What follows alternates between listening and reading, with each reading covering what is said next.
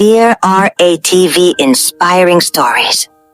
Ako po si Marvin Dela Cruz at sumulat ako upang ibahagi ang isang kwento na sa aking palagay ay puno ng inspirasyon at aral tungkol sa sipag, tiyaga at kabutihang puso.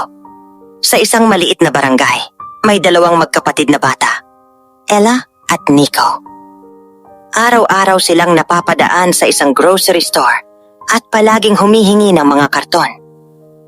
Ang bawat karton ay may kanya-kanyang gamit sa kanilang munting proyekto.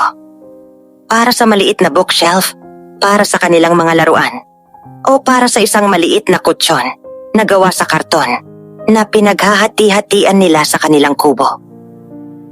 Madalas silang napapansin ng staff at hindi maikakaila na minsan ay naiinis sila sa paulit-ulit na hiling ng magkapatid. Ngunit sa kabila ng init ng ulo ng ibang tao, patuloy na bumabalik sina Ella at Nico. Hindi nawawalan ng pag-asa. Tuwing nakikita nila ang isang kahon, parang may bagong mundo na mabubuo sa kanilang imahinasyon. Bakit lagi silang humihingi ng karton? Nakakainis na. Reklamo ng isa sa staff habang pinagmamasdan sina Ella at Nico. May ilang staff na hindi na tumutugon sa kanilang hiling at nagiging magaspang ang pakikitungo. May isang pagkakataon pa nga na muntik silang mapaalis sa grocery, ngunit tahimik na lumabas ang magkapatid. Dala-dala ang kaunting karton na nakuha nila. Ngunit sa likod ng kanilang tahimik na pag-alis, ramdam mo ang determinasyon nila. Hindi sila nagrereklamo, hindi sila umiiyak, kahit alam nilang hindi sapat ang meron sila. Ang bawat karton ay parang kayamanang hindi matutumbasan ng pera. Isang araw napansin ng may-ari ng grocery ang dalawang bata sa CCTV. Ngunit sa halip na magalit, pinili niyang obserbahan sila ng mabuti. Nakita niya na maingat nilang pinipili at inaayos ang mga karton. Hindi basta-basta itinatapon o ginagamit lamang para sa laro. Mayroong disiplina sa kanilang kilos. At ramdam mo na may malalim na dahilan kung bakit nila ginagawa yon. Habang pinagmamasdan, napansin niyang sa bawat karton na kanilang hiniling, may maliit na ngiti sa mukha ni Ella at maingat na paghawak ni Nico. Parang ang bawat karton ay may kwento para sa kanila. Parang bawat isa ay hakbang sa pagbuo ng kanilang munting mundo. Dahil sa kanyang pagkamausisa, sinundan ng may-ari ang magkapatid pauwi. Nakita niya ang landas na tinatahak nila patungo sa isang maliit at lumang kubo sa gilid ng barangay. Habang sinusundan siya, naisip niya na siguro maraming tao ang hindi nakakaunawa sa mga batang tulad ni Ella at Nico, na sa halip na magreklamo sa kahirapan, ay nagsusumikap at nag-i-imagine. Pagdating sa bahay, laking gulat niya nang makita ang kanilang tirahan. Maliit, may mga butas sa dingding at ang sahig ay halo ng luma at tagpi na kahoy. Ngunit sa kabila ng lahat, ramdam mo ang init ng tahanan, ang pagmamahalan ng magkapatid at ang kanilang pag-asa sa bawat araw. Ngunit ang tumago sa puso niya ay ang nakita niya sa isang sulok ng bahay. Sa kabila ng kakulangan, gumawa sina Ella at Nico ng maliit na kaharian mula sa karton. May mini shelves na puno ng lumang libro at notebook. May maliit na kalesa na gawa sa karton at isang kutsyon na may simpleng unan na may takip na papel. Ang bawat karton ay pinanday nila ng maayos, minahal at ginawang tahanan ng kanilang imahinasyon. Nakita niya kung paano ang dalawang batang ito ay nakakapagbigay ng kahulugan sa simpleng bagay sa kabila ng kahirapan.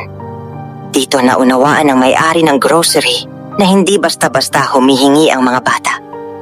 Para sa kanila, ang bawat karton ay simbolo ng pangarap at pag-asa. Nakita niya kung paano nagtitiyaga si Ella na ayusin ang bawat karton at kung paano maingat na nagbubuo si Nico ng maliit na gusali. Ang bawat tipon ay puno ng determinasyon at pagkamalikhain. Hindi lang basta laro, kundi paraan nila para mabuo ang mundo sa kanilang panaginip. Nakaramdam siya ng labis na paggalang sa dalawang batang yon. Sa murang edad, alam na nila kung paano pahalagahan ang simpleng bagay. Habang marami sa mga nakatatanda ay minsan ay nagrereklamo sa maliit na abala. Nagdesisyon ang may-ari na tulungan ang magkapatid. Hindi lamang basta pagbibigay ng karton, kundi mga lumang libro, supot at kaunting gamit para sa kanilang proyekto. Ipinakita niya sa kanila na may taong naniniwala sa kanilang sipag at imahinasyon. Minsan pa, tinanong niya ang dalawa, "Bakit palagi kayong nagtitiyaga sa karton?" Tahimik si Ella, ngunit sinabi ni Nico, "Para makagawa kami ng aming mundo. Kahit maliit, sa amin ito." Doon niya naunawaan. Hindi lamang material na bagay ang mahalaga, kundi ang puso at pangarap ng dalawang bata. Nang bumalik sina Ella at Nico sa grocery, nagulat ang staff. Hindi na sila tiningnan ng galit. Sa halip, may ngiti at paalala. "Gamitin ninyo ito sa inyong proyekto." Ang simpleng salita ay nagbigay ng malaking pag-asa sa magkapatid. Minsan pa, nakita ng may-ari kung paano sila nagtutulungan. Si Ella nag-aayos ng karton, si Nico nagbubuo ng gusali. Ang grocery, na dati lugar ng simpleng healing, ay naging simula ng inspirasyon para sa kanila at sa buong komunidad. Habang lumalaki sina Ella at Nico, patuloy silang nag-aaral at naglalaro sa kanilang karton na kaharian. Ang maliit na kabutihan ng isang tao ay nagdulot ng liwanag sa kanilang puso. Natutunan ng magkapatid na ang sipag at imahinasyon ay kayamanang hindi mabibili ng pera. Kahit sa mga simpleng bagay, makakabuo sila ng mundo. Isang mundo na puno ng kaalaman, laro at pangarap. Si Ella, tahimik at maingat, ay nangangarap magkaroon ng sariling maliit na aklatan sa barangay. Ang lumang libro at notebook na kanilang naipon ay nagsilbing inspirasyon para sa kanya. Tuwing binubuksan niya ang mga libro, tila nabubuo ang bagong kaalaman at ideya sa kanyang isipan. Nais kong magkaroon ng lugar kung saan lahat ng bata ay pwedeng magbasa, tulad ng ginagawa namin, sabi ni Ella habang inaayos ang kanilang shelves.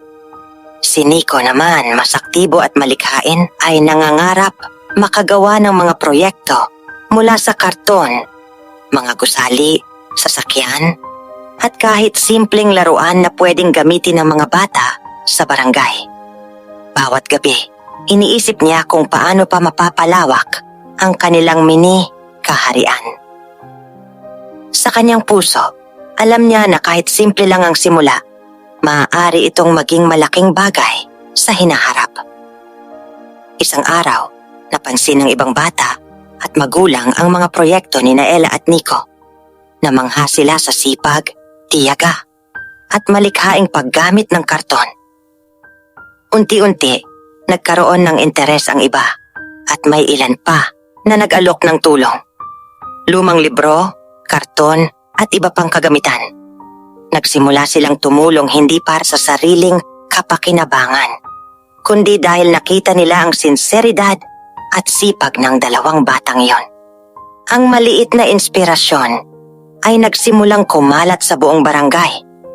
Dahil sa pagtutulungan ng komunidad, mas lumawak ang mini library at mga proyekto ni Ella at Nico. Napuno ng kulay, ideya at sigla ang kanilang kaharian. Naging lugar ito ng pagtutulungan, pagkatuto at pagkakaibigan. Ang magkapatid ay natutunan na sa pamamagitan ng tulong ng iba. Mas marami silang maabot at mas marami ring maitutulong sa iba. Ang simpleng karton ay naging daan para sa mas malaki at mas magandang mundo. Ang may-ari ng grocery, na noon ay lihim lamang nagmamasid, ay nakadama ng labis na tuwa at pagmamalaki. Hindi niya inakala na ang dalawang batang palaging humihingi ng karton ay magiging inspirasyon hindi lamang sa kanya, kundi sa buong barangay. Tuwing nakikita niya sina Ella at Nico sa grocery, hindi na siya nagagalit. Sa halip, Nakangiti siya at nag-aalok pa ng tulong dahil alam niyang ang maliit na kabutihan ay maaaring magdala ng malaking pagbabago sa buhay ng bata. Ang kwento ni Ella at Nico ay paalala sa atin na minsan ang simpleng bagay ay may malalim na kahulugan. Ang sipag, tiyaga at kabutihang puso ay maaaring magbukas ng maraming pinto at magbigay ng liwanag sa buhay ng iba. Hindi natin alam ang pinagdadaanan ng ibang tao. Minsan, isang maliit na tulong, isang simpleng salita ng suporta, o kahit simpleng karton ay pwedeng baguhin ang buhay ng isang bata at magbigay ng inspirasyon sa buong komunidad. Maraming salamat po sa pagkakataon na maibahagi ko ang kwento ng magkapatid na puno ng makulay na pangarap sa buhay. Lubos po akong gumagalang. Marvin Dela Cruz.